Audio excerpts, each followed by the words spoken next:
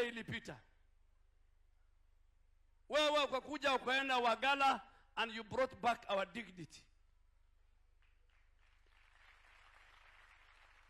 You brought back our dignity and made us equal to the rest of the country in terms of accessing basic citizen documents. Huyo mtu anaongea alipiga akasema, mbona wewe akiwa makamu wa rais, mbona unakubali vetting itolewe kutoka wa Somali? Huyo mtu mlisikia kwa mtandao akisema Rais Ruto anatoa wa Somali kutoka Ethiopia na Somalia. Tangu lini amekuwa rafiki ya wa Somali? Huyo mtu kwa TV ana have the clip, mtafute.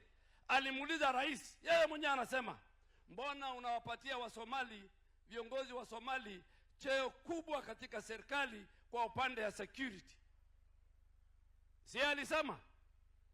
Na leo anasema yeye ndio anapenda sana wa Somali. Huyo mtu wako chini sana. Your Excellency, hii passport ulifungua.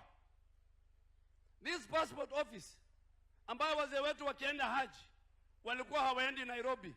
It was closed on the instruction of a president when Matiang'i was the Minister for Interior. Thank you very much, Your Excellency. Umeturudishia passport office. Umetufanya kama watu wa Mombasa, watu wa Kisumu, watu wa Nyeri, watu wa Eldoret, wote wa Meru wako na passport office. Umetufanya tuwe usawa. Mheshimiwa Rais, in your 3.5 years, there is no terror attack of the magnitude of Garissa University attack, of Westgate, of Dusit. You stabilized the country from any foreign terror attack. Lakini wale waliua watu wetu, led by Matiang'i and his boss, walitupa mili zao hapa Tana River, wakatupa mili ya watu wetu katika River Yala. Ndio leo wanasema ati wa Somali ni marafiki zao. We are not stupid. We read history and we know those who marginalized. Your Excellency, those who perpetuated Wagala massacre, those who perpetuated Garissa massacre and Malkamari in Mandera. Mimi nikiwa mjumbe hao wanajua. Jeshi walichoma hapa soko ya Sukmugdi ambaye leo utatembelea. Wamama wetu, mimi nilikuwa mjumbe hapa. The same guys are today lecturing us. Hii barabara kutoka Modogashi mpaka Mandera, Your Excellency, wakati ulikuwa deputy president and donor community including the World Bank, you used to chair. Kwa vile hawakuwa wanataka barabara ikuje hapo, President Uhuru Kenyatta instructed all ministers, including the Minister for Transport then, not to attend your meetings. Si kwa vile atakuwa akutaki wewe pengine, lakini he didn't wanted the people of northern Kenya to have this road. Today I'm happy to report sections of the road are being constructed.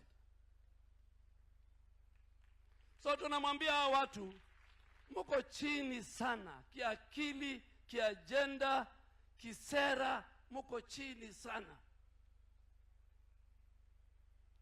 Your Excellency, wewe ulipokuja hapa hii bridge, mimi na wewe tunajua tuliweka katika budget ya serikali iliyopita. Kwa sababu mimi nilikuwa rafiki yako.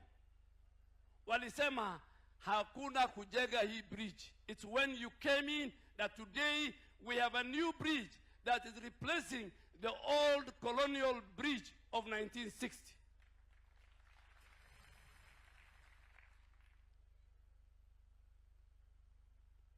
Mimi ndaambia hawa watu, na mimi naambia jamii ya Somali, hasa wafanyi biashara, huyo mtu ni mkora. He is an extortionist. Msisikie maneno yake, anakuja kutafuta pesa yetu. And I am telling Rigiji, the line is drawn between you and the Somali community.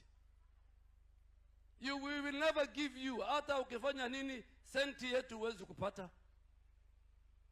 Juzi uliongea juu ya mfanyabiashara wetu mkubwa Nairobi, BPS Mall.